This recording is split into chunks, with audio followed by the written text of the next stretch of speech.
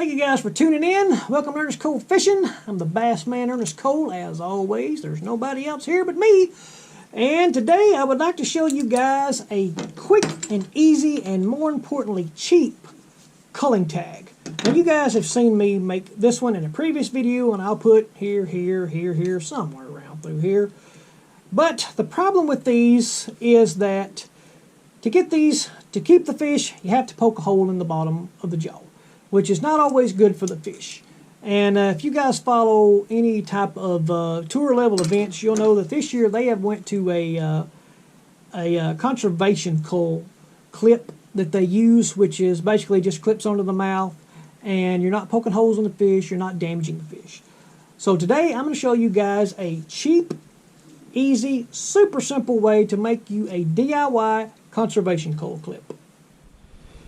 Alright guys, before we get started, let me say sorry about the setting here. I'm actually in my wife's sewing and embroidery room. We've got some bad weather outside, and I'm preparing for a tournament this weekend.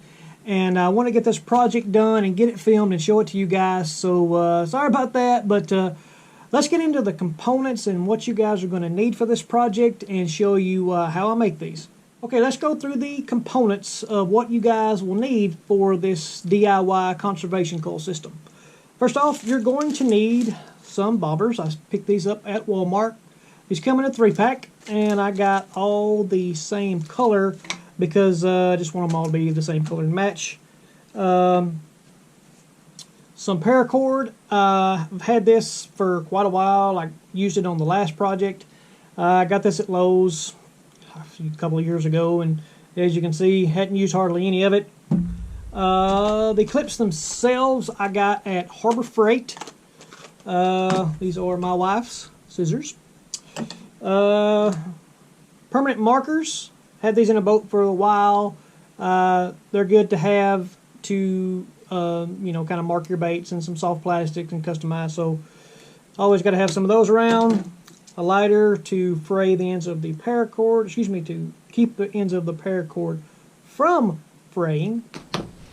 Alright, we're going to make 6 of these little cull tabs, and I know that in a tournament you can only have 5, but they come 3 in a pack, so we're going to make 6. Let's get these out here.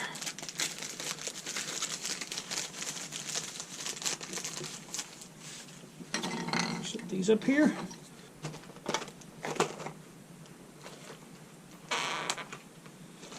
We take our... Now we're not going to need all these. Okay, on your clips, the ones I got come 2 sizes.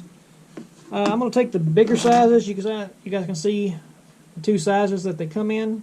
I'm going to take the bigger size, kind of separate these out. Get me 6 of them. Okay, they didn't give me 6 bigger ones, so when you tell you what, let's do 3 of each. That way we know we're good to go.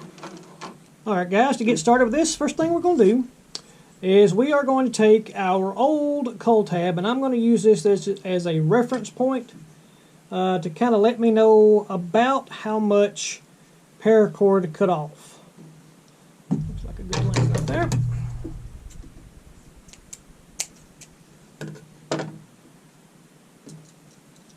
Sure to burn these ends, because this paracord will fray on you and it will unravel. So then take your handy dandy drill, and these clips here, they've got a little bitty hole, but it's not going to be big enough to get that paracord through. So be very careful with this, safety first, and just easily kind of make that hole a little bit bigger to put that paracord through. Now go to your bobber. Now on these slip bobbers here, take these little plastic stoppers on the end, and now these are not hollow. So what you're going to do is take that same drill bit and kind of ream that hole out to where your paracord will fit all the way down that hole. And first off, thread your paracord through that hole that you made in your bobber. And then just tie you a little loop knot in the end of it, or just an overhand knot, to where when you cinch that down and you're picking up that fish, it's not going to come loose. Then take your clip, thread your paracord through that hole that you drilled in. And what I like to do on these, on this end of it, is tie kind of a loop knot and cinch that down. To where what then I can do is just slide that down to where it's on there real good. And that's it, guys. That is a very simple way to make you a conservation cull clip, to where you're not poking a hole in the fish's jaw, you're not damaging that fish so he's not able to feed. And you can use the smaller sizes, maybe for your smaller fish. Those jaws may not open up enough, or you may have to actually get you some bigger clips like this. These are all that came with, I just kind of got a variety pack. But for your larger fish, this is going to be more than enough.